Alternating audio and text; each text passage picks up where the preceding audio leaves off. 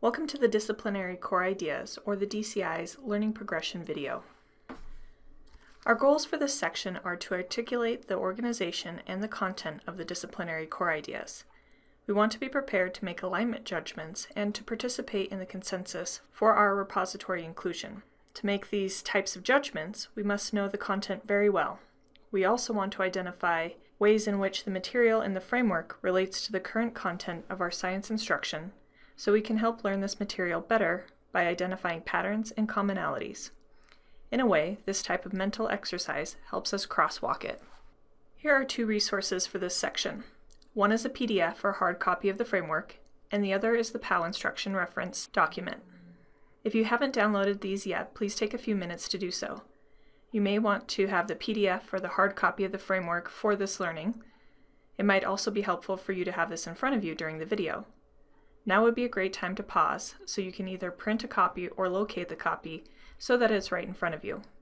The workshop will be conducted in a largely paperless environment. Everything you will need for this development work will be provided to you electronically through the Hub.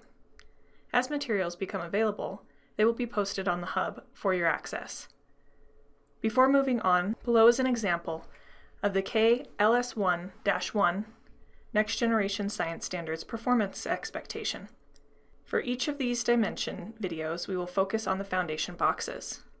Here shows the disciplinary core ideas, which was taken from the framework language for the grade band endpoints. In this section, we will go over the broad outline of the DCIs that are included in the framework. We'll go over the basic questions that are part of each of these core ideas. In your work, you're going to go all the way through the component level of detail, as found in the Next Generation Science Standards. Our goal is to give you the broad overview that you will need so you can be able to navigate the Next Generation Science Standards. As you may remember, one of the main guiding principles of the framework was to limit the topics covered. No longer a mile wide or an inch deep curriculum. The core ideas and the principles are important because it allows us to go to greater depths. With this approach, we provide students with a better foundation for life. A great quote from the framework states, "An important role of science education is not to teach all the facts, but rather to prepare students with sufficient core knowledge so they can later acquire additional information on their own." This quote is analogous to a focused set of content found in the Next Generation Science Standards, and also from Socrates, that is, "I cannot teach anybody anything. I can only make them think." In the case of our students, we need to give them the tools or the foundation and skills to empower them to continue on with learning, as the framework mentioned in this quote. We cannot teach them everything, and we especially cannot expect them to retain everything. At the end of this presentation, we will go over the 4 criteria that the authors used to determine whether or not things would be included. For now, we're just going to present what is included, and then we can talk about those decisions that were made after the disciplinary core ideas are broadly grouped into the 3 major categories of life science, physical science, and earth and space sciences. Physical science is divided up into 4 core ideas, and as I mentioned before, each of those is further divided into component ideas.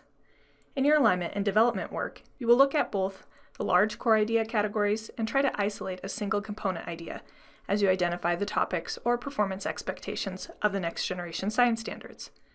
We suggest this component lens idea because these alignments were vetted with at least a 3-person team and later on through inter-rater reliability. The suggested alignment to NGSS is one example from one review of where these items might land. Therefore, the component core ideas might provide you with more options. I've listed the page numbers in the framework so that you can easily find these relevant sections, and we'll walk through one example of how you would use the document for alignment. For each core idea, there's an overarching question, and individual component topics have their own questions, which you can read in the framework. Here are the 4 overarching questions for the core ideas in physical science. As we go over these questions, you might want to make notes on your reference document about where this fits into your curriculum, or which topics you might cover that also fit there. As teachers, we spend a lot more time interacting with our materials and our curriculum. As we do our planning, if we know when, where, and why we teach this topic, we can better connect the dots between the new standards and our materials.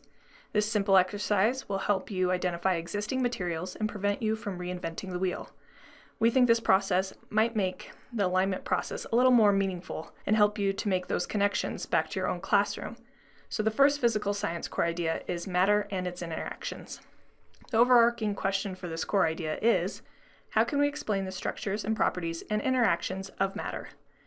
The second core idea is motion and stability forces and its interactions. The question for this core idea is, how can one explain and predict interactions between objects and within systems of objects? The third core idea is energy, and the overarching question for this core idea is, how is energy transferred and conserved? And the fourth core idea, waves and their applications to technologies for information transfer. The overarching question for this core idea is, how are waves used to transfer energy and information? Let's now look at these core ideas in Achieve's grade level progression matrix.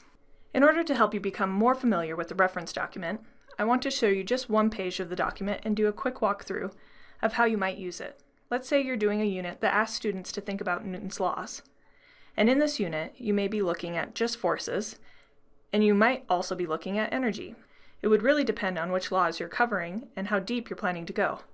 The two questions you might be looking at would be PS2, motion and stability. How can we predict and explain interactions between objects and within systems of objects? And PS3, energy. How is energy transferred and conserved? And really, again, it would be a question of what you are doing to determine which one of these questions you would be asking. What you see on the screen is the layout of Achieve's grade level progression taken directly out of the appendix from Next Generation Science Standards. In 2014, a group of 15 science teachers used this document in their original alignment work. While they were not aligning directly to the NGSS at the time, from the reflections and our alignment since that time, the feedback has been that this process and this document was very helpful for alignment and provided at least a good initial landing point for making alignment decisions. The matrix provides some basic statements about content that would be covered at different grade bands for each of the component core ideas. So let's kind of zoom in and look at the elementary statements for PS2 and the relevant sections for PS3. For our sample topic of Newton's laws, I can use these statements for my alignment. I can also use these statements to go directly to the framework and look at what the author said. For example, here is PS2A and PS2B, and we're looking at the combined grades K through 5. This indicates that at the elementary level, we are not making a distinction between forces and motion and the interactions themselves. It won't be until later on that students learn that there's a strong line drawn between these two. If we want to understand more about this and these two grade bands, then you can read about PS2A on page 115 and PSB on pages 117.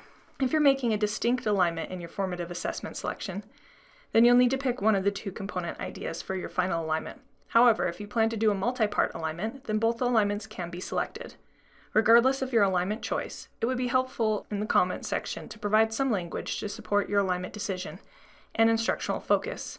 For example, let's say we're looking at a distinct alignment at the grade band, and I'm debating between PS2A and PS2B. If my unit was on Newton's laws and my discussion was more about talking about pushing harder versus softer, then I'd probably align to PS2A. But if my pushes were going to be different types of pushes, then I would probably have some conversation about contact and some non-contact forces. Therefore, I definitely want to select PS2B. In both cases, I'd want to be really thoughtful about which instructional direction I was headed in.